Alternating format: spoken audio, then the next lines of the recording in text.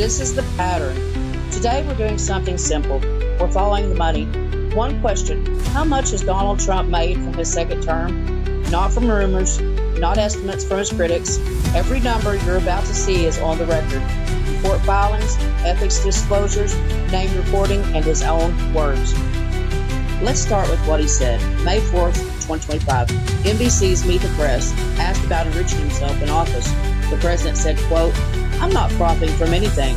When asked directly whether he'd made money from his own token, he answered, "I haven't even looked." The Trump family fortune roughly doubled in his first year back in office. Estimates now put it around $10 billion. That's not a campaign talking point. That's Bloomberg and Forbes tracking the numbers. Reuters reported in June that Donald Trump and his sons added $2.3 billion from crypto ventures launched around his return to office. And here's the other side of that trade. Over the same stretch, everyday investors in those tokens lost roughly the same amount, $2.3 billion. The money didn't appear from nowhere.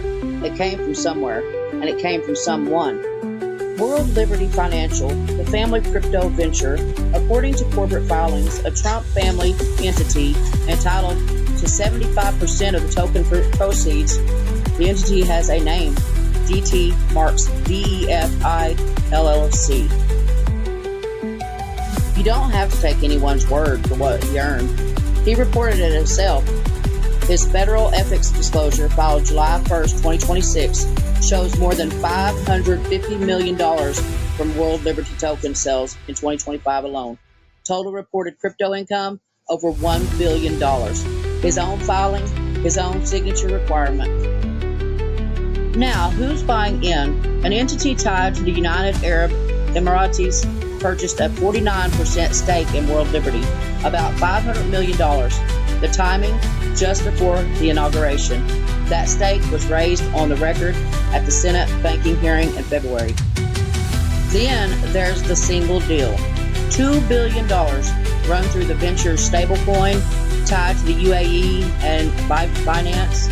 Senators put it in writing in May of 2025. May 22nd, 2025, the top holders of his meme coin were invited to dinner with the President of the United States. Bloomberg found most of them used foreign exchanges. Think about what that was for sale that night. Not food, access. It isn't only crypto. A $400 million luxury jet accepted from the government of Qatar. It flies as Air Force One today. The White House says it goes to his library foundation after his term. Congress never consented to the gift. The Constitution says it's supposed to. $66 million paid by Disney, Meta, Paramount, and X to settle his lawsuits.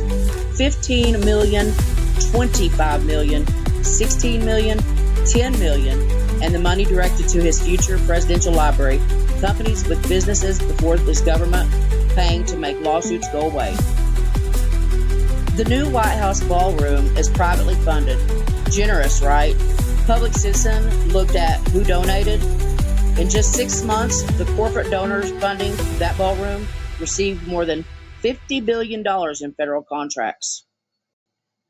And sometimes the timeline tells its own story. ArcelorMittal donated $37 million in steel for the ballroom. 2 days after the president praised the gift, tariffs on that company's steel were cut in half. The White House called the connection, quote, tenuous. You can decide what to call it. And here's the part that should stay with you. Almost none of this is illegal. A sitting president is exempt from the conflict of interest rules that bind every other federal officer. No court has called any of this a crime. That's not a defense. That's the problem.